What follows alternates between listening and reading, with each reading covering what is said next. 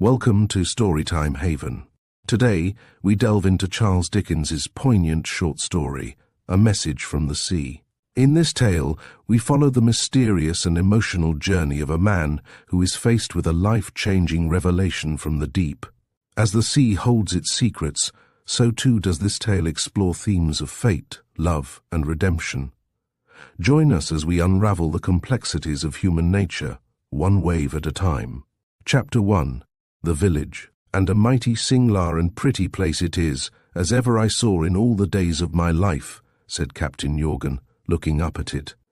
Captain Yorgan had to look high to look at it, for the village was built sheer up the face of a steep and lofty cliff. There was no road in it, there was no wheeled vehicle in it, there was not a level yard in it. From the sea beach to the cliff top, two irregular rows of white houses, placed opposite to one another, and twisting here and there and here rose, like the sides of a long succession of stages of crooked ladders, and you climbed up the village or climbed down the village by the staves between, some 6 feet wide or so, and made of sharp irregular stones. The old pack saddle, long laid aside in most parts of England as one of the appendages of its infancy, flourished here intact. Strings of pack horses and pack donkeys toiled slowly up the staves of the ladders, bearing fish and coal, and such other cargo as was unshipping at the pier from the dancing fleet of village boats, and from 2 or 3 little coasting traders. As the beasts of burden ascended laden or descended light, they got so lost at intervals in the floating clouds of village smoke that they seemed to dive down some of the village chimneys, and come to the surface again, far off, high above others.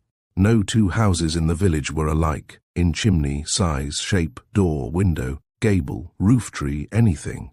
The sides of the ladders were musical with water, running clear and bright. The staves were musical with the clattering feet of the pack horses and pack donkeys, and the voices of the fishermen urging them up.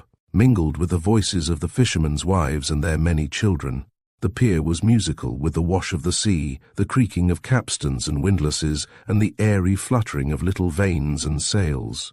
The rough sea-bleached boulders of which the pier was made, and the whiter boulders of the shore, were brown with drying nets. The red-brown cliffs, richly wooded to their extremest verge, had their softened and beautiful forms reflected in the bluest water, under the clear North Devonshire sky of a November day without a cloud. The village itself was so steeped in autumnal foliage, from the houses lying on the pier to the topmost round of the topmost ladder, that one might have fancied it was out a bird's nesting, and was, as indeed it was, a wonderful climber. And mentioning birds, the place was not without some music from them too, for the rook was very busy on the higher levels, and the gull with his flapping wings was fishing in the bay, and the lusty little robin was hopping among the great stone blocks and iron rings of the breakwater, fearless in the faith of his ancestors, and the children in the wood. Thus it came to pass that Captain Yorgan, sitting balancing himself on the pier wall, struck his leg with his open hand, as some men do when they are pleased, and as he always did when he was pleased, and said, "A mighty singlar and pretty place it is, as ever I saw in all the days of my life." Captain Yorgan had not been through the village, but had come down to the pier by a winding side road, to have a preliminary look at it from the level of his own natural element. He had seen many things and places, and had stowed them all away in a shrewd intellect and a vigorous memory. He was an American born, was Captain Yorgan, a New Englander, but he was a citizen of the world, and a combination of most of the best qualities of most of its best countries. For Captain Yorgan to sit anywhere in his long-skirted blue coat and blue trousers, without holding converse with everybody within speaking distance, was a sheer impossibility. So the captain fell to talking with the fishermen, and to asking them knowing questions about the fishery, and the tides and the currents and the race of water off that point yonder, and what you kept in your eye, and got into a line with what else when you ran into the little harbour, and other nautical profundities. Among the men who exchanged ideas with the captain was a young fellow, who exactly hit his fancy, a young fisherman of 2 or 3 and 20, in the rough sea dress of his craft, with a brown face, dark curling hair, and bright, modest eyes under his sou'wester hat, and with a frank but simple and retiring manner, which the captain found uncommonly taking. "I'd bet $1,000, said the captain to himself, that your father was an honest man. "Might you be married now?" asked the captain, when he had had some talk with this new acquaintance. "Not yet." "Going to be?" said the captain. "I hope so." The captain's keen glance followed the slightest possible turn of the dark eye and the slightest possible tilt of the sou'wester hat. The captain then slapped both his legs and said to himself, "Never knew such a good thing in all my life. There's his sweetheart looking over the wall." There was a very pretty girl looking over the wall from a little platform of cottage vine and fuchsia, and she certainly did not look as if the presence of this young fisherman in the landscape made it any the less sunny and hopeful for her. Captain Jorgen, having doubled himself up to laugh with that hearty good nature which is quite exultant in the innocent happiness of other people, had undoubted himself and was going to start a new subject, when there appeared coming down the lower ladders of stones a man whom he hailed as Tom Pettifer, Ho. Tom Pettifer, Ho. responded with alacrity and in speedy course descended on the pier. "Afraid of a sunstroke in England in November, Tom, that you wear your tropical hat, strongly paid outside and paper-lined inside?" "Here," said the captain, eyeing it. "It's as well to be on the safe side, sir," replied Tom. "Safe side," repeated the captain, laughing. "You'd guard against a sunstroke with that old hat in an ice pack. Wall, what have you made out at the post office?" "It is the post office, sir." "What's the post office?" said the captain. "The name, sir. The name keeps the post office." "A coincidence," said the captain. "A lucky bit. Show me where it is. Goodbye, shipmates, for the present. I shall come and have another look at you before I leave this afternoon." This was addressed to all there, but especially the young fisherman. So all there acknowledged it, but especially the young fisherman. "He's a sailor," said one to another, as they looked after the captain moving away. That he was, and so outspeaking was the sailor in him, that although his dress had nothing nautical about it, with the single exception of its colour, but was a suit of a shore-going shape and form, too long in the sleeves and too short in the legs, and too unaccommodating everywhere, terminating earthward in a pair of Wellington boots, and surmounted by a tall, stiff hat, which no mortal could have worn at sea in any wind under heaven. Nevertheless, a glimpse of his sagacious, weather-beaten face, or his strong brown hand, would have established the captain's calling, whereas Mr. Pettifer, a man of a certain plump neatness, with a curly whisker, and elaborately nautical in a jacket, and shoes, and all things correspondent, looked no more like a seaman, beside Captain Jorgen, than he looked like a sea-serpent. The two climbed high up the village, which had the most arbitrary turns and twists in it, so that the cobbler's house came dead across the ladder, and to have held a reasonable course, you must have gone through his house, and through him too, as he sat at his work between two little windows, with one eye microscopically on the geological formation of that part of Devonshire, and the other telescopically on the open sea.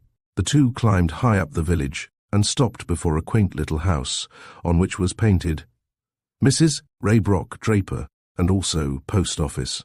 Before it ran a rill of murmuring water, and access to it was gained by a little plank bridge. "Here's the name," said Captain Jorgen. "Sure enough. You can come in if you like, Tom." The captain opened the door and passed into an odd little shop about 6 feet high, with a great variety of beams and bumps in the ceiling, and, besides the principal window giving on the ladder of stones, a purblind little window of a single pane of glass, peeping out of an abutting corner at the sun-lighted ocean, and winking at its brightness. "How do you do, ma'am?" said the captain. "I am very glad to see you. I have come a long way to see you." "Have you, sir? Then I am sure I am very glad to see you, though I don't know you from Adam." Thus a comely elderly woman, short of stature, plump of form, sparkling and dark of eye, who, perfectly clean and neat herself, stood in the midst of her perfectly clean and neat arrangements, and surveyed Captain Jorgen with smiling curiosity. "Ah, but you are a sailor, sir," she added, almost immediately, and with a slight movement of her hands that was not very unlike wringing them. "Then you are heartily welcome." "Thank ye, ma'am," said the captain. I don't know what it is, I am sure, that brings out the salt in me, but everybody seems to see it on the crown of my hat and the collar of my coat. Yes, ma'am, I am in that way of life. And the other gentleman too, said Mrs. Raybrock. Well now, ma'am, said the captain, glancing shrewdly at the other gentleman, you are that nigh right that he goes to sea, if that makes him a sailor. This is my steward, ma'am, Tom Pettifer. He's been a most all trades you could name. In the course of his life would have bought all your chairs and tables once, if you had wished to sell 'em, but now he's my steward.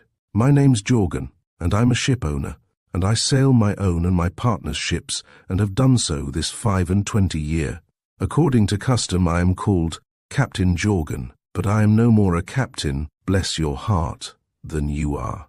Perhaps you'll come into my parlour, sir, and take a chair, said Mrs. Raybrock. Exactly what I was going to propose myself, ma'am. After you.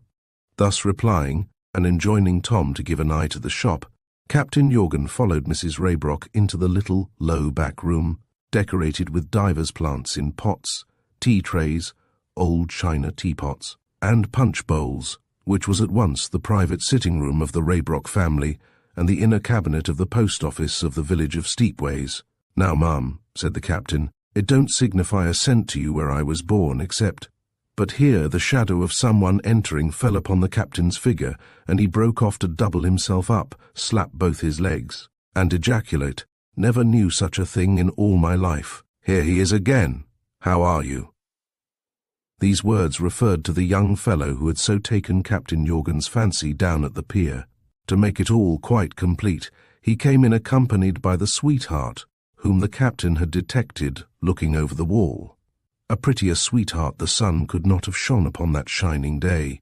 As she stood before the captain, with her rosy lips just parted in surprise, her brown eyes a little wider open than was usual from the same cause, and her breathing a little quickened by the ascent, and possibly by some mysterious hurry and flurry at the parlour door, in which the captain had observed her face to be for a moment totally eclipsed by the sou'wester hat. She looked so charming that the captain felt himself under a moral obligation to slap both his legs again.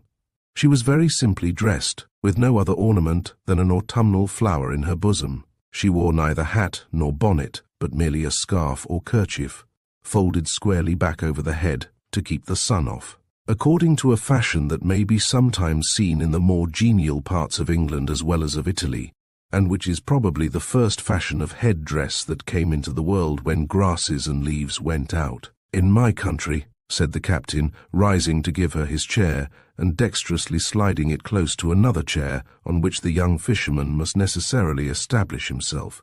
In my country we should call Devonshire beauty first-rate. Whenever a frank manner is offensive, it is because it is strained or feigned, for there may be quite as much intolerable affectation in plainness as in mincing nicety. All that the captain said and did was honestly according to his nature, and his nature was open nature and good nature. Therefore, when he paid this little compliment, and expressed with a sparkle or two of his knowing eye, I see how it is, and nothing could be better, he had established a delicate confidence on that subject with the family. I was saying to your worthy mother, said the captain to the young man, after again introducing himself by name and occupation, I was saying to your mother, and you're very like her, that it didn't signify where I was born, except that I was raised on question-asking ground, where the babies as soon as ever they come into the world inquire of their mothers, Niao, how old may you be, and what air you are going to name me? Which is a fact. Here he slapped his leg. Such being the case, I may be excused for asking you if your name's Alfred. Yes, sir, my name is Alfred, returned the young man. I am not a conjurer, pursued the captain, and don't think me so, or I shall right soon undeceive you. Likewise don't think, if you please, though I do come from that country of the babies, that I am asking questions for question-asking's sake, for I am not. Somebody belonging to you went to sea. My elder brother, Hugh, returned the young man. He said it in an altered and lower voice, and glanced at his mother, who raised her hands hurriedly, and put them together across her black gown, and looked eagerly at the visitor. No, for God's sake, don't think that, said the captain in a solemn way. I bring no good tidings of him. There was a silence, and the mother turned her face to the fire, and put her hand between it and her eyes. The young fisherman slightly motioned toward the window, and the captain, looking in that direction, saw a young widow sitting at a neighboring window across a little garden, engaged in needlework, with a young child sleeping on her bosom. The silence continued until the captain asked of Alfred, "How long is it since it happened?" "He shipped for his last voyage better than 3 years ago. Ship struck upon some reef or rock, as I take it," said the captain, "and all hands lost." "Yes." "Wa'al," said the captain after a shorter silence. "Here I sit who may come to the same end like enough." He holds the seas in the hollow of his hand. We must all strike somewhere and go down. Our comfort, then, for ourselves and one another is to have done our duty. I'd wager your brother did his." "He did," answered the young fisherman. "If ever man strove faithfully on all occasions to do his duty, my brother did. My brother was not a quick man, anything but that, but he was a faithful, true, and just man. We were the sons of only a small tradesman in this county, sir. Yet our father was as watchful of his good name as if he had been a king. A precious sight more so, I hope, bearing in mind the general run of that class of critter," said the captain. "But I interrupt. My brother considered that our father left the good name to us, to keep clear and true." "Your brother considered right," said the captain, "and you couldn't take care of a better legacy. But again I interrupt. No, for I have nothing more to say. We know that Hugh lived well for the good name, and we feel certain that he died well for the good name, and now it has come into my keeping, and that's all." "Well spoken," cried the captain. "Well spoken, young man, concerning the manner of your brother's death." By this time the captain had released the hand he had shaken, and sat with his own broad brown hands spread out on his knees, and spoke aside. "Concerning the manner of your brother's death, it may be that I have some information to give you, though it may not be, for I am far from sure. Can we have a little talk alone?" The young man rose, but not before the captain's quick eye had noticed that, on the pretty sweetheart's turning to the window to greet the young widow with a nod and a wave of the hand. The young widow had held up to her the needlework on which she was engaged, with a patient and pleasant smile.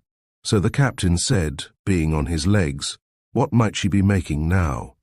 "What is Margaret making, Kitty?" asked the young fisherman, with one of his arms apparently mislaid somewhere. As Kitty only blushed in reply, the captain doubled himself up as far as he could, standing, and said, with a slap of his leg, "In my country we should call it wedding clothes. Fact, we should, I do assure you." But it seemed to strike the captain in another light too, for his laugh was not a long one, and he added in quite a gentle tone, "And it's very pretty, my dear, to see her poor young thing, with her fatherless child upon her bosom, giving up her thoughts to your home and your happiness. It's very pretty, my dear, and it's very good. May your marriage be more prosperous than hers, and be a comfort to her too. May the blessed sun see you all happy together, in possession of the good name, long after I have done ploughing the great salt field that is never sown."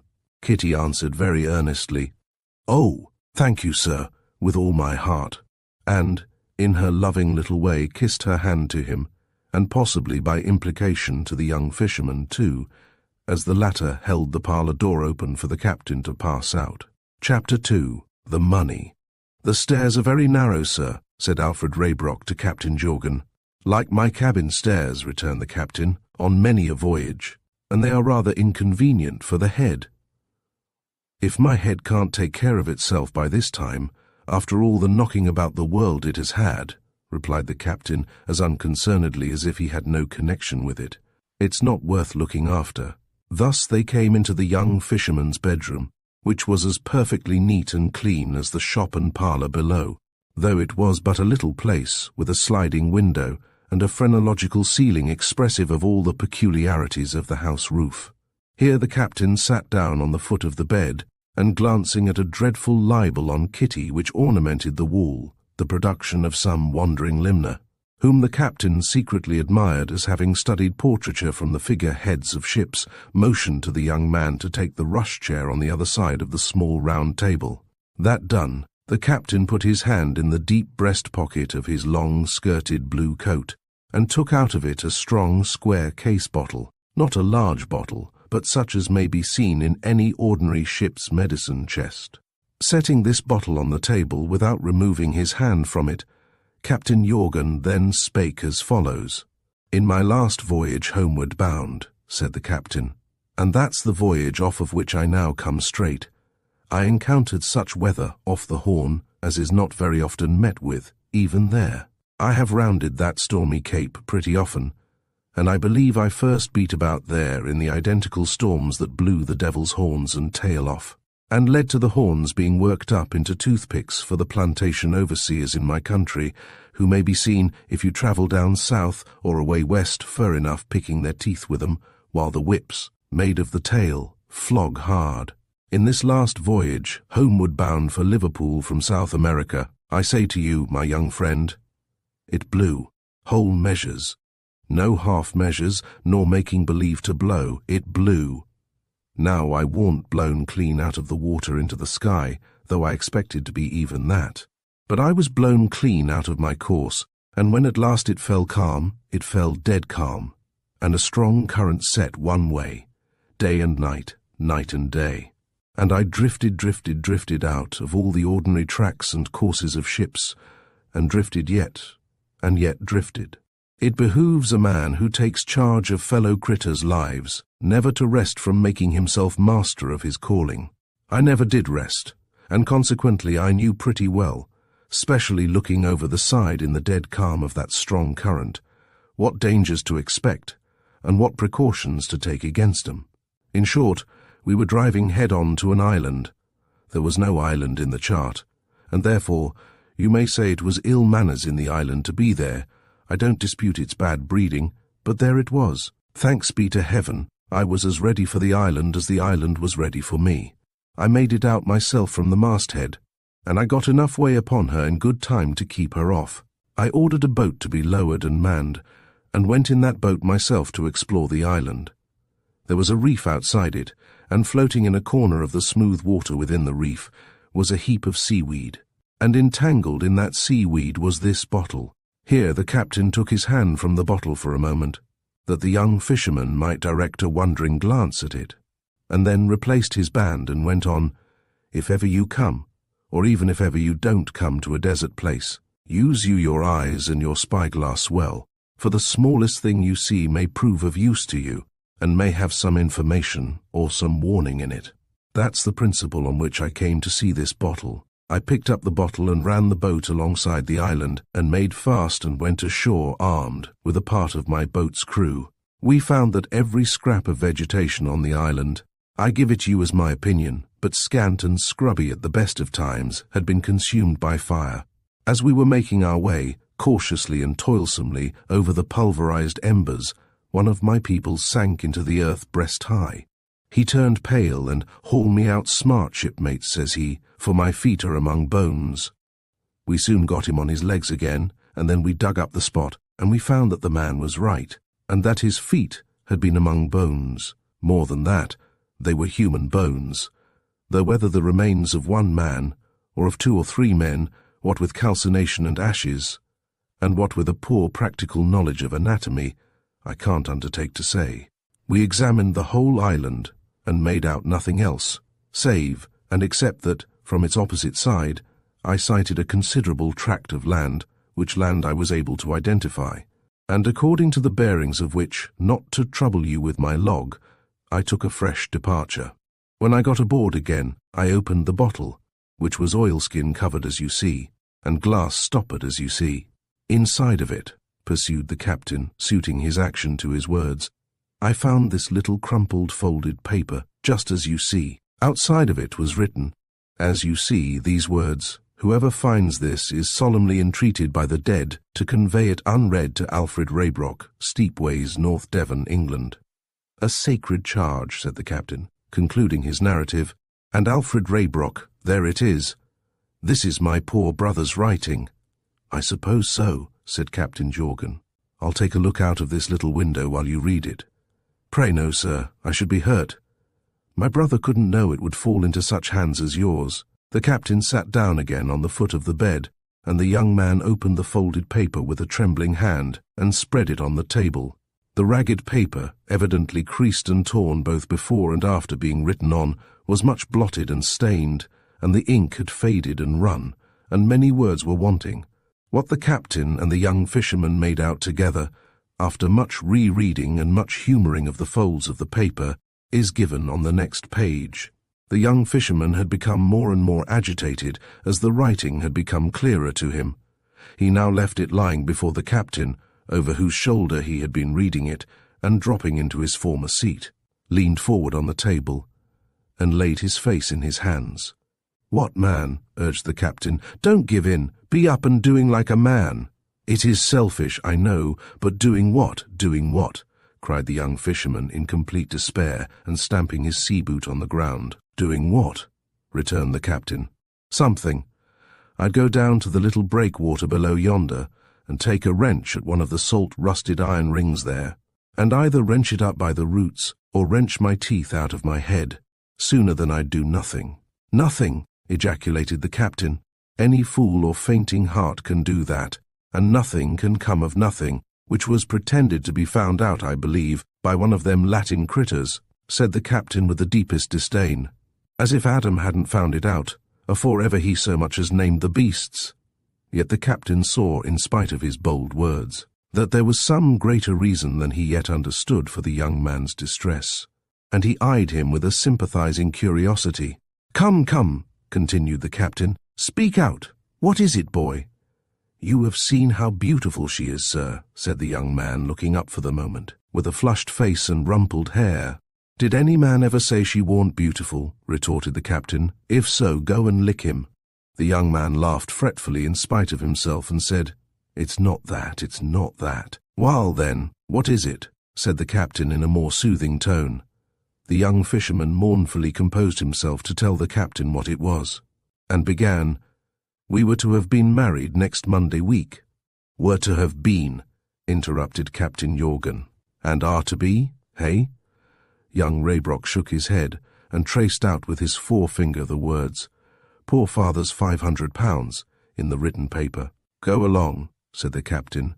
£500, yes? "That sum of money," pursued the young fisherman, entering with the greatest earnestness on his demonstration, while the captain eyed him with equal earnestness, "was all my late father possessed. When he died, he owed no man more than he left means to pay, but he had been able to lay by only £500. £500, repeated the captain. Yes? In his lifetime, years before, he'd expressly laid the money aside to leave to my mother, like to settle upon her, if I make myself understood. Yes? He had risked it once. My father put down in writing at that time, respecting the money, and was resolved never to risk it again. Not a spectator, said the captain. My country wouldn't have suited him, yes? My mother has never touched the money till now, and now it was to have been laid out, this very next week, in buying me a handsome share in our neighbouring fishery here, to settle me in life with Kitty. The captain's face fell, and he passed and repassed his sun-browned right hand over his thin hair, in a discomfited manner. Kitty's father has no more than enough to live on, even in the sparing way in which we live about here. He is a kind of bailiff or steward of manor rights here, and they are not much, and it is but a poor little office. He was better off once, and Kitty must never marry to mere drudgery and hard living. The captain still sat stroking his thin hair and looking at the young fisherman. I am as certain that my father had no knowledge that anyone was wronged as to this money, or that any restitution ought to be made, as I am certain that the sun now shines. But after this solemn warning from my brother's grave in the sea, that the money is stolen money, said young Raybrock, forcing himself to the utterance of the words, can I doubt it? Can I touch it? About not doubting I ain't so sure, observed the captain, but about not touching, no, I don't think you can. See then, said young Raybrock, why I am so grieved. Think of Kitty. Think what I've got to tell her. His heart quite failed him again when he had come round to that, and he once more beat his sea-boot softly on the floor. But not for long. He soon began again, in a quietly resolute tone. However, enough of that. You spoke some brave words to me just now, Captain Jorgen, and they shall not be spoken in vain. I have got to do something. What I have got to do, before all other things, is to trace out the meaning of this paper, for the sake of the good name that has no one else to put it right, and still for the sake of the good name, and my father's memory. Not a word of this writing must be breathed to my mother, or to Kitty, or to any human creature. You agree in this? I don't know what they'll think of us below, said the captain, but for certain I can't oppose it. Now, as to tracing, how will you do? They both, as by consent, bent over the paper again, and again carefully puzzled out the whole of the writing. I make out that this would stand if all the writing was here. Inquire among the old men living there for someone. Most like, you'll go to this village named here, said the captain, musing with his finger on the name. Yes, and Mr. Tregarthen is a Cornishman, and to be sure comes from Lanrean. Does he? Said the captain quietly. As I ain't acquainted with him, who may he be? Mr. Tregarthen is Kitty's father. Aye, aye, cried the captain. Now you speak. Tregarthen knows this village of Lanrean, then? Beyond all doubt he does. I have often heard him mention it as being his native place. He knows it well. Stop half a moment, said the captain. We want a name here. You could ask Tregarthen, or if you couldn't, I could. What names of old men he remembers in his time in those diggings, hey? I can go straight to his cottage and ask him now. Take me with you, said the captain, rising in a solid way that had a most comfortable reliability in it, and just a word more first. I have knocked about harder than you, and have got along further than you. I have had all my sea-going life long to keep my wits polished bright with acid and friction, like the brass cases of the ship's instruments. I'll keep you company on this expedition. Now you don't live by talking any more than I do. Clench that hand of yours in this hand of mine, and that's a speech on both sides. Captain Jorgen took command of the expedition with that hearty shake.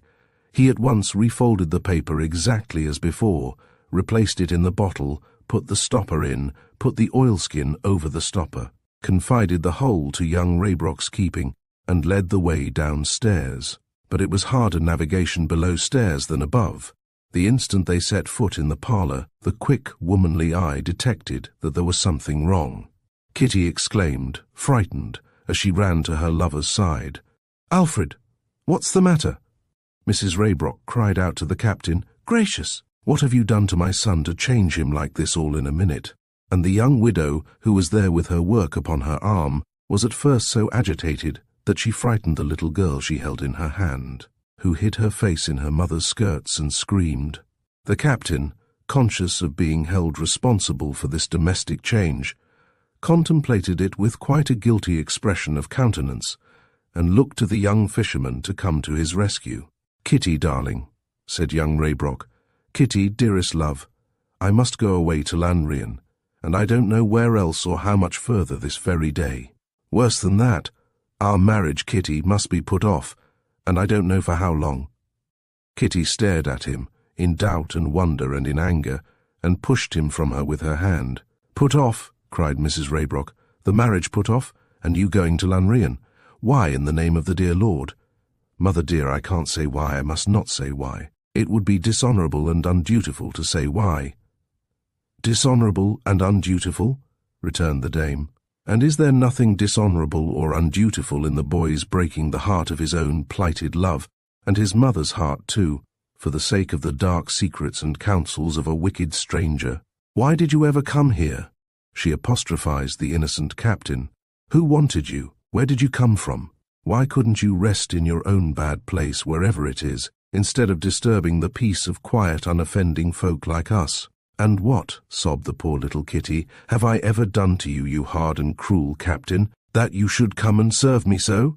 And then they both began to weep most pitifully, while the captain could only look from the one to the other, and lay hold of himself by the coat collar. "Margaret," said the poor young fisherman, on his knees at Kitty's feet, while Kitty kept both her hands before her tearful face to shut out the traitor from her view, but kept her fingers wide asunder and looked at him all the time. "Margaret, you have suffered so much, so uncomplainingly, and are always so careful and considerate. Do take my part for poor Hugh's sake." The quiet Margaret was not appealed to in vain. "I will, Alfred," she returned, "and I do. I wish this gentleman had never come near us. Whereupon the captain laid hold of himself the tighter, but I take your part for all that. I am sure you have some strong reason and some sufficient reason for what you do, strange as it is, and even for not saying why you do it, strange as that is. And, Kitty darling, you are bound to think so more than anyone, for true love believes everything, and bears everything, and trusts everything. And, mother dear, you are bound to think so too, for you know you have been blessed with good sons, whose word was always as good as their oath, and who were brought up in as true a sense of honour as any gentleman in this land. And I am sure you have no more call, mother, to doubt your living son than to doubt your dead son. And for the sake of the dear dead, I stand up for the dear living. Wa'al now, the captain struck in with enthusiasm. This I say, that whether your opinions flatter me or not, you are a young woman of sense and spirit and feeling, and I'd sooner have you by my side in the hour of danger than a good half of the men I've ever fallen in with, or fallen out with, either.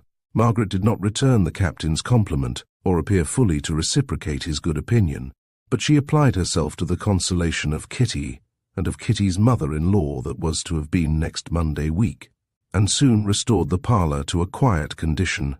Kitty, my darling, said the young fisherman, I must go to your father to entreat him still to trust me in spite of this wretched change and mystery, and to ask him for some directions concerning Lanrean. Will you come home? Will you come with me, Kitty?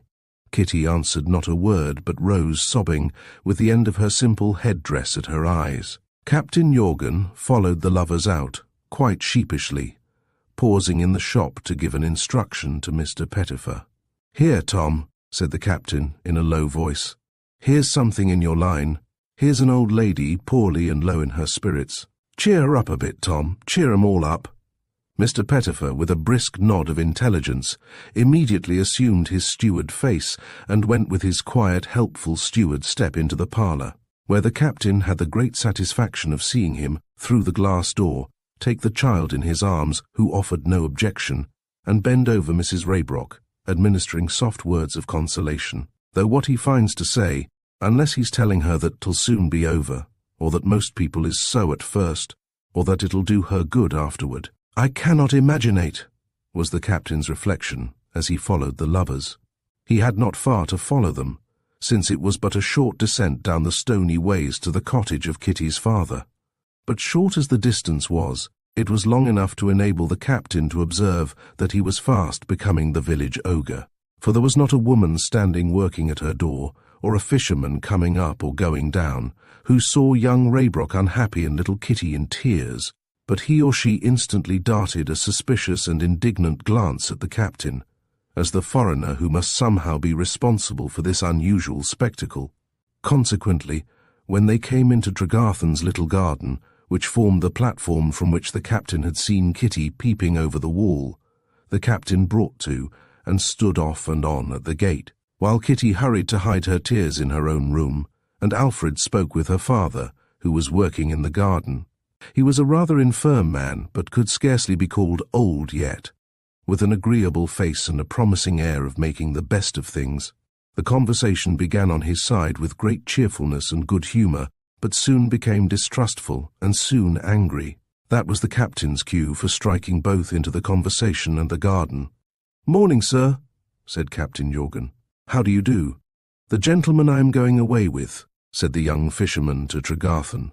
"Oh," returned Kitty's father, surveying the unfortunate captain with a look of extreme disfavour. "I confess that I can't say I am glad to see you."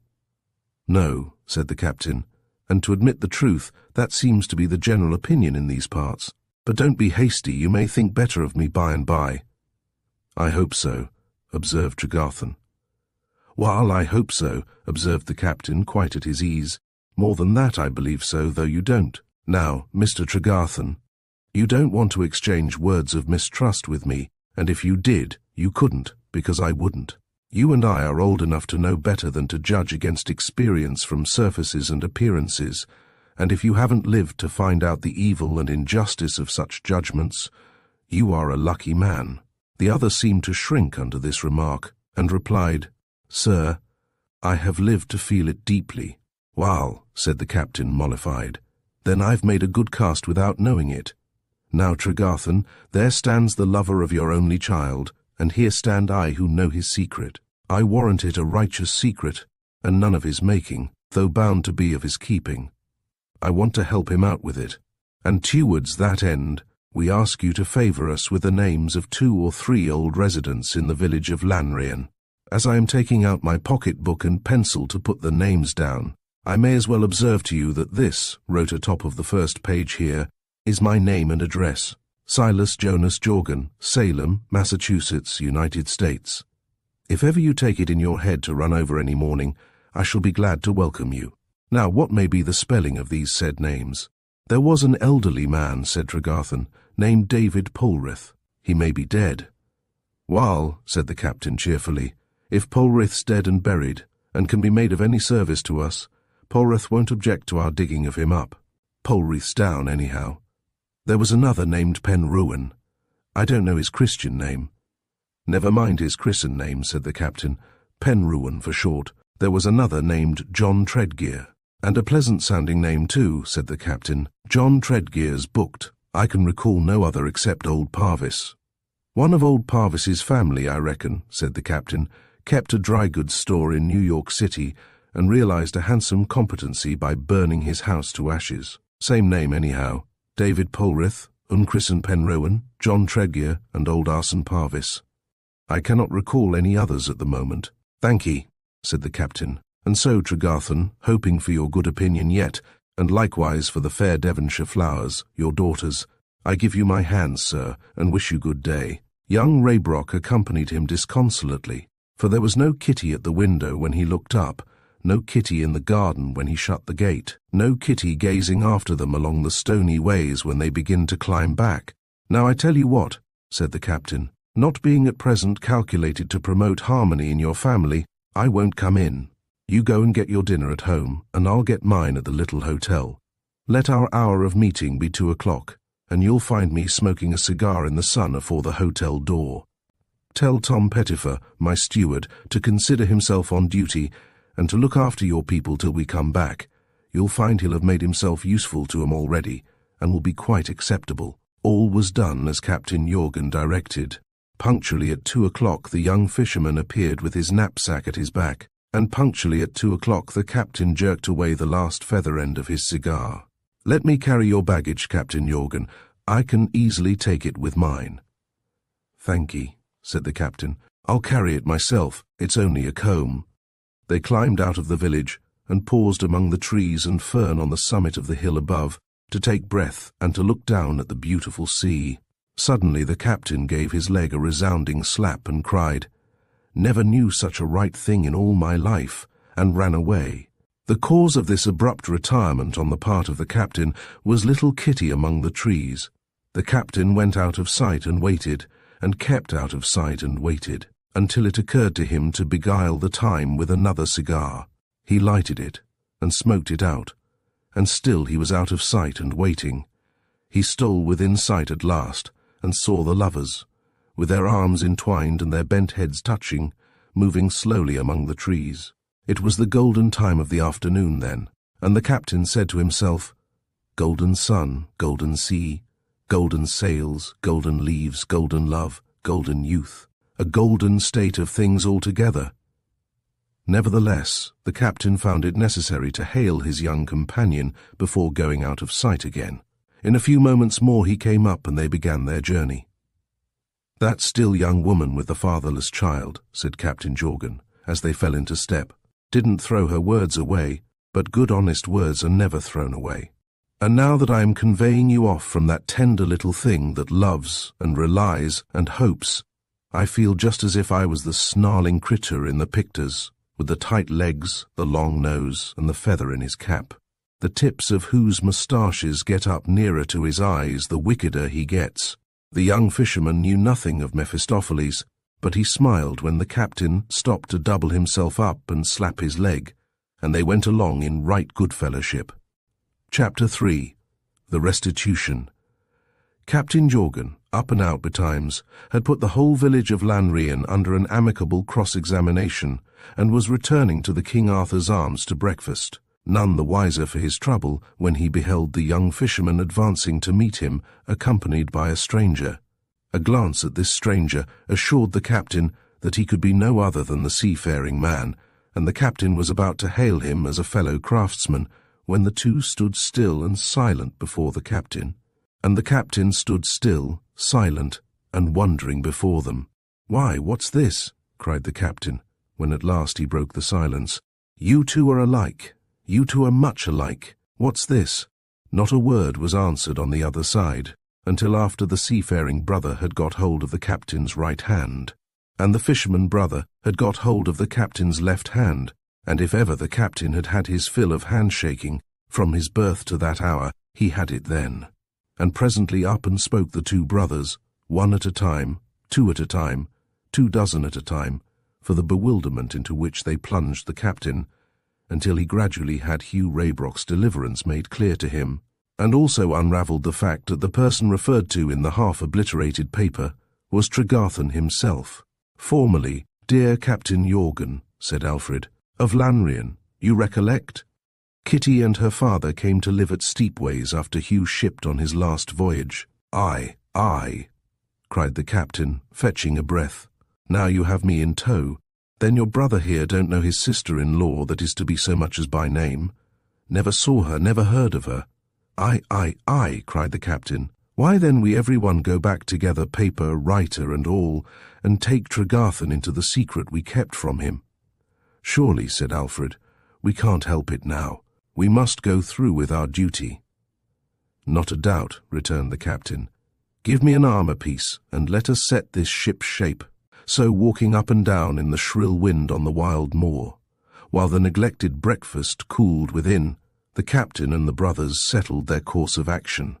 It was that they should all proceed by the quickest means they could secure to Barnstaple, and there look over the father's books and papers in the lawyer's keeping, as Hugh had proposed to himself to do if ever he reached home, that, enlightened or unenlightened, they should then return to Steepways and go straight to Mr. Tregarthen, and tell him all they knew, and see what came of it, and act accordingly. Lastly, that when they got there, they should enter the village with all precautions against Hugh's being recognized by any chance, and that, to the captain, should be consigned the task of preparing his wife and mother for his restoration to this life. "For you see," quoth Captain Jorgen, touching the last head, "it requires caution any way, great joys being as dangerous as great griefs, if not more dangerous, as being more uncommon, and therefore less provided against in this round world of ours. And besides, I should like to free my name with the ladies, and take you home again at your brightest and luckiest, so don't let's throw away a chance of success." The captain was highly lauded by the brothers for his kind interest and foresight. "And now stop," said the captain, coming to a standstill and looking from one brother to the other, with quite a new rigging of wrinkles about each eye. "You are of opinion," to the elder, "that you are rather slow." "I assure you I am very slow," said the honest Hugh. "Wa'al," replied the captain, "I assure you that to the best of my belief I am rather smart. Now a slow man ain't good at quick business, is he?" That was clear to both. "You," said the captain, turning to the younger brother, "are a little in love, ain't you?" "Not a little, Captain Jorgen. Much or little, you're sort preoccupied, ain't you?" It was impossible to be denied. "And a sort preoccupied man ain't good at quick business, is he?" said the captain, equally clear on all sides. "Now," said the captain, "I ain't in love myself, and I've made many a smart run across the ocean, and I should like to carry on and go ahead with this affair of yours, and make a run slick through it. Shall I try? Will you hand it over to me?" They were both delighted to do so, and thanked him heartily. "Good," said the captain, taking out his watch. "This is 8:30 m, Friday morning. I'll jot that down, and we'll compute how many hours we've been out when we run into your mother's post office. There, the entry's made, and now we go ahead." They went ahead so well that before the Barnstaple lawyer's office was open next morning, the captain was sitting whistling on the step of the door, waiting for the clerk to come down the street with his key and open it. But instead of the clerk, there came the master, with whom the captain fraternized on the spot to an extent that utterly confounded him. As he personally knew both Hugh and Alfred, There was no difficulty in obtaining immediate access to such of the father's papers as were in his keeping. These were chiefly old letters and cash accounts, from which the captain, with a shrewdness and despatch that left the lawyer far behind, established with perfect clearness, by noon, the following particulars: that one Lawrence Clissold had borrowed of the deceased, at a time when he was a thriving young tradesman in the town of Barnstaple, the sum of £500, that he had borrowed it on the written statement that it was to be laid out in furtherance of a speculation which he expected would raise him to independence, he being, at the time of writing that letter, no more than a clerk in the house of Dringworth Brothers, America Square, London, that the money was borrowed for a stipulated period, but that, when the term was out, the aforesaid speculation failed, and Clissold was without means of repayment. That, hereupon, he had written to his creditor in no very persuasive terms, vaguely requesting further time. That the creditor had refused this concession, declaring that he could not afford delay. That Clissold then paid the debt, accompanying the remittance of the money with an angry letter describing it as having been advanced by a relative to save him from ruin. That, in acknowledging the receipt, Raybrock had cautioned Clissold to seek to borrow money of him no more, as he would never so risk money again. Before the lawyer, the captain said never a word in reference to these discoveries. But when the papers had been put back in their box, and he and his two companions were well out of the office, his right leg suffered for it, and he said, "So far this run's begun with a fair wind and a prosperous, for don't you see that all this agrees with that dutiful trust in his father maintained by the slow member of the Raybrock family?"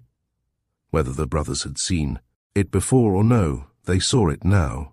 Not that the captain gave them much time to contemplate the state of things at their ease, for he instantly whipped them into a chaise again and bore them off to Steepways, although the afternoon was but just beginning to decline when they reached it, and it was broad daylight. Still they had no difficulty, by dint of muffing the returned sailor up, and ascending the village rather than descending it, in reaching Tregarthen's cottage unobserved. Kitty was not visible, and they surprised Tregarthen sitting writing in the small bay window of his little room. "Sir," said the captain, instantly shaking hands with him, pen and all, "I'm glad to see you, sir. How do you do, sir? I told you you'd think better of me by and by, and I congratulate you on going to do it." Here the captain's eye fell on Tom Pettifer Hoe, engaged in preparing some cookery at the fire. "That critter," said the captain, smiting his leg, "is a born steward, and never ought to have been in any other way of life. Stop where you are, Tom, and make yourself useful. Now, Tregarthen, I'm going to try a chair." Accordingly, the captain drew one close to him and went on, "This loving member of the Raybrock family you know, sir. This slow member of the same family you don't know, sir. Wa'al, these two are brothers, fact. Hugh's come to life again, and here he stands. Now see here, my friend. You don't want to be told that he was cast away, but you do want to be told, for there's a purpose in it, that he was cast away with another man. That man by name was Lawrence Clissold." At the mention of this name, Tregarthen started and changed colour. "What's the matter?" said the captain. "He was a fellow clerk of mine 35 years ago." "True," said the captain, immediately catching at the clue. "Dringworth Brothers, America Square, London City." The other started again, nodded, and said, "That was the house." "Now," pursued the captain, "between those two men cast away there arose a mystery concerning the round sum of £500. Again Tregarthen started, changing colour. Again the captain said, "What's the matter?" As Tregarthen only answered, "Please to go on," the captain recounted, very tersely and plainly, the nature of Clissold's wanderings on the barren island, as he had condensed them in his mind from the seafaring man. Tregarthen became greatly agitated during this recital, and at length exclaimed, "Clissold was the man who ruined me. I have suspected it for many a long year, and now I know it." "And how?" said the captain, drawing his chair still closer to Tregarthen and clapping his hand upon his shoulder. "How may you know it?" "When we were fellow clerks," replied Tregarthen. "In that London house it was one of my duties to enter daily in a certain book an account of the sums received that day by the firm, and afterward paid in to the bankers. One memorable day, a Wednesday, the black day of my life, Among the sums I so entered was one of £500. I begin to make it out, said the captain. Yes? It was one of Clissold's duties to copy from this entry a memorandum of the sums which the clerk employed to go to the bankers paid in there. It was my duty to hand the money to Clissold. It was Clissold's to hand it to the clerk, with that memorandum of his writing. On that Wednesday, I entered a sum of £500 received. I handed that sum, as I handed the other sums in the day's entry, to Clissold. I was absolutely certain of it at the time. I have been absolutely certain of it ever since. A sum of £500 was afterward found by the house to have been that day wanting from the bag, from Clissold's memorandum. And from the entries in my book, Clissold, being questioned, stood upon his perfect clearness in the matter, and emphatically declared that he asked no better than to be tested by Tregarthen's book. My book was examined, and the entry of £500 was not there. How not there, said the captain, when you made it yourself? Tregarthen continued, I was then questioned. Had I made the entry? Certainly I had. The house produced my book, and it was not there. I could not deny my book. I could not deny my writing. I knew there must be forgery by someone, but the writing was wonderfully like mine, and I could impeach no one if the house could not. I was required to pay the money back. I did so, and I left the house, almost broken-hearted, rather than remain there, even if I could have done so, with a dark shadow of suspicion always on me. I returned to my native place, Lanrean, and remained there, clerk to a mine, until I was appointed to my little post here. I well remember, said the captain, that I told you that if you had no experience of ill judgments on deceiving appearances, you were a lucky man. You went hurt at that, and I see why. I'm sorry. Thus it is, said Tregarthen. Of my own innocence I have of course been sure. It has been at once my comfort and my trial. Of Clissold I have always had suspicions almost amounting to certainty, but they have never been confirmed until now. For my daughter's sake and for my own, I have carried this subject in my own heart as the only secret of my life, and have long believed that it would die with me. While, my good sir, said the captain cordially, the present question is, and will be long, I hope, concerning living and not dying. Now, here are our two honest friends, the loving Raybrock and the slow. Here they stand, agreed on one point, on which I'd back 'em round the world, and right across it from north to south, and then again from east to west, and through it, from your deepest Cornish mine to China. It is, that they will never use this same so often mentioned sum of money, and that restitution of it must be made to you. These two, the loving member and the slow, for the sake of the right and of their father's memory, will have it ready for you tomorrow. Take it, and ease their minds and mine, and end a most unfortunate transaction. Tregarthen took the captain by the hand, and gave his hand to each of the young men, but positively and finally answered no. He said, they trusted to his word, and he was glad of it, and at rest in his mind, but there was no proof, and the money must remain as it was. All were very earnest over this, and earnestness in men, when they are right and true, is so impressive, that Mr. Pettifer deserted his cookery and looked on quite moved. And so, said the captain, so we come, as that lawyer Critter over yonder, where we were this morning, might to mere proof, do we? We must have it, must we? How? From this Clissold's wanderings, and from what you say, it ain't hard to make out that there was a neat forgery of your writing committed by the too smart rowdy that was Grease and Ashes when I made his acquaintance, and a substitution of a forged leaf in your book for a real and torn leaf torn out. Now was that real and true leaf then and there destroyed? No, for says he, in his drunken way, he slipped it into a crack in his own desk, because you came into the office before there was time to burn it, and could never get back to it afterwards. Wait a bit. Where is that desk now? Do you consider it likely to be in America Square, London City? Tregarthen shook his head. The house has not for years transacted business in that place.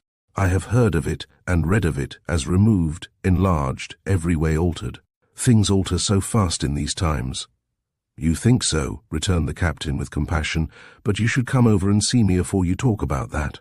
Wall, now. This desk, this paper, this desk, said the captain, ruminating and walking about, and looking, in his uneasy abstraction, into Mr. Pettifer's hat on a table, among other things. "This desk, this paper, this paper, this desk," the captain continued, musing and roaming about the room. "I'd give—" However, he gave nothing, but took up his steward's hat instead, and stood looking into it, as if he had just come into church. After that he roamed again, and again said, "This desk, belonging to this house of Dringworth Brothers, America Square, London City." Mr. Pettifer, still strangely moved, and now more moved than before, cut the captain off as he backed across the room, and bespake him thus: "Captain Jorgen, I have been wishful to engage your attention, but I couldn't do it. I am unwilling to interrupt Captain Jorgen, but I must do it. I knew something about that house." The captain stood stock still and looked at him, with his Mr. Pettifer's hat under his arm. "You're aware," pursued his steward, "that I was once in the broking business, Captain Jorgen?" "I was aware," said the captain, "that you had failed in that calling, and in half the businesses going, Tom." "Not quite so, Captain Jorgen, but I failed in the broking business. I was partners with my brother, sir. There was a sale of old office furniture at Dringworth Brothers, when the house was moved from America Square, and me and my brother made what we call in the trade a deal there, sir. And I'll make bold to say, sir, that the only thing I ever had from my brother, or from any relation, for my relations have mostly taken property from me instead of giving me any, was an old desk we bought at that same sale, with a crack in it. My brother wouldn't have given me even that, when we broke partnership, if it had been worth anything." "Where is that desk now?" said the captain. "Well, Captain Jorgen," replied the steward, "I couldn't say for certain where it is now, but when I saw it last, which was last time we were outward bound, it was at a very nice lady's at Wapping, along with a little chest of mine which was detained for a small matter of a bill owing." The captain, instead of paying that rapt attention to his steward which was rendered by the other 3 persons present, went to church again, in respect of the steward's hat, and a most especially agitated and memorable face the captain produced from it, after a short pause. "Now, Tom," said the captain, "I spoke to you, when we first came here, respecting your constitutional weakness on the subject of sunstroke." "You did, sir." "Will my slow friend," said the captain, "lend me his arm, or I shall sink right backwards into this blessed steward's cookery." "Now, Tom," pursued the captain, when the required assistance was given, "on your oath as a steward, didn't you take that desk to pieces to make a better one of it, and put it together fresh, or something of the kind?" "On my oath I did, sir," replied the steward. "And by the blessing of heaven, my friends, one and all," cried the captain, radiant with joy, "of the heaven that put it into this Tom Pettifer's head to take so much care of his head against the bright sun. He lined his hat with the original leaf in Tregarthen's writing, and here it is." With that the captain, to the utter destruction of Mr. Pettifer's favourite hat, produced the book leaf, very much worn but still legible, and gave both his legs such tremendous slaps that they were heard far off in the bay, and never accounted for. "5:15 p.m., said the captain, pulling out his watch, "and that's 33 hours and a quarter in all, and a pretty run." How they were all overpowered with delight and triumph, how the money was restored, then and there, to Tregarthen, how Tregarthen, then and there, gave it all to his daughter, how the captain undertook to go to Dringworth Brothers and re-establish the reputation of their forgotten old clerk, how Kitty came in and was nearly torn to pieces, and the marriage was reappointed, needs not to be told, nor how she and the young fisherman went home to the post office to prepare the way for the captain's coming, by declaring him to be the mightiest of men, who had made all their fortunes, and then dutifully withdrew together, in order that he might have the domestic coast entirely to himself. How he availed himself of it is all that remains to tell. Deeply delighted with his trust, and putting his heart into it, he raised the latch of the post office parlour, where Mrs. Raybrock and the young widow sat, and said, "May I come in?" "Sure you may, Captain Jorgen," replied the old lady, "and good reason you have to be free of the house, though you have not been too well used in it by some who ought to have known better." "I ask your pardon." "No, you don't, ma'am," said the captain, "for I won't let you. What all, to be sure." By this time he had taken a chair on the hearth between them. "Never felt such an evil spirit in the whole course of my life.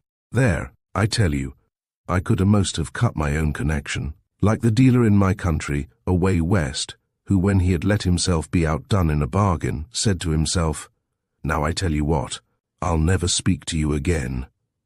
And he never did, but joined a settlement of oysters, and translated the multiplication table into their language, which is a fact that can be proved. If you doubt it, mention it to any oyster you come across, and see if he'll have the face to contradict it. He took the child from her mother's lap and set it on his knee. Not a bit afraid of me now, you see. Knows I am fond of small people. I have a child, and she's a girl, and I sing to her sometimes. What do you sing? Asked Margaret. Not a long song, my dear.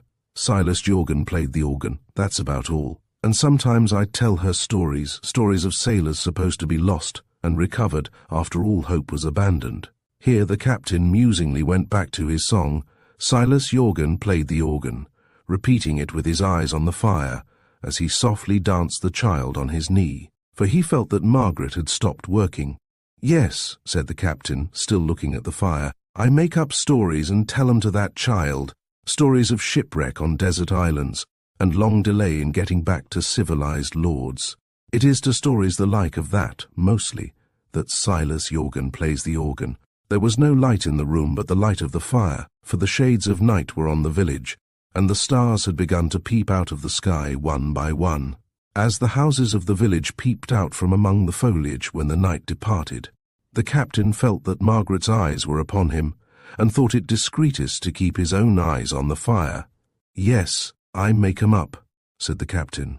"I make up stories of brothers brought together by the good providence of God, of sons brought back to mothers, husbands brought back to wives, fathers raised from the deep, for little children like herself." Margaret's touch was on his arm, and he could not choose but look round now. Next moment her hand moved imploringly to his breast, and she was on her knees before him, supporting the mother, who was also kneeling. "What's the matter?" said the captain. "What's the matter?" Silas Jorgan played their looks and tears were too much for him, and he could not finish the song, short as it was. "Mistress Margaret, you have borne ill fortune well. Could you bear good fortune equally well if it was to come?" "I hope so. I thankfully and humbly and earnestly hope so." "While, my dear," said the captain, "perhaps it has come. Don't be frightened. Shall I say the word? Alive?" "Yes." The thanks they fervently addressed to heaven were again too much for the captain, who openly took out his handkerchief and dried his eyes. "He's no further off," resumed the captain, "than my country. Indeed, he's no further off than his own native country. To tell you the truth, he's no further off than Falmouth. Indeed, I doubt if he's quite so fur. Indeed, if you were sure you could bear it nicely. And I was to do no more than whistle for him." The captain's trust was discharged. A rush came, and they were all together again. This was a fine opportunity for Tom Pettifer to appear with a tumbler of cold water, and he presently appeared with it, and administered it to the ladies, at the same time soothing them, and composing their dresses, exactly as if they had been passengers crossing the channel. The extent to which the captain slapped his legs when Mr. Pettifer acquitted himself of this act of stewardship could have been thoroughly appreciated by no one but himself, inasmuch as he must have slapped them black and blue, and they must have smarted tremendously. He couldn't stay for the wedding, having a few appointments to keep at the irreconcilable distance of about 4,000 miles. So next morning all the village cheered him up to the level ground above, and there he shook hands with a complete census of its population, and invited the whole, without exception, to come and stay several months with him at Salem, Mass., U.S., and there as he stood on the spot where he had seen that little golden picture of love and parting, and from which he could that morning contemplate another golden picture with a vista of golden years in it. Little Kitty put her arms around his neck and kissed him on both his bronze cheeks, and laid her pretty face upon his storm-beaten breast, in sight of all, ashamed to have called such a noble captain names. And there the captain waved his hat over his head 3 final times, and there he was last seen, going away accompanied by Tom Pettifer Ho, and carrying his hands in his pockets. And there, before that ground was softened with the fallen leaves of 3 more summers, a rosy little boy took his first unsteady run to a fair young mother's breast, and the name of that infant fisherman was Jorgen Raybrock. Thank you for joining us on this journey through A Message from the Sea by Charles Dickens. We hope you found the story as thought-provoking and moving as we did. Dickens' mastery of capturing human emotions continues to resonate across time. Don't forget to like, subscribe, and ring the bell for more timeless tales here at Storytime Haven.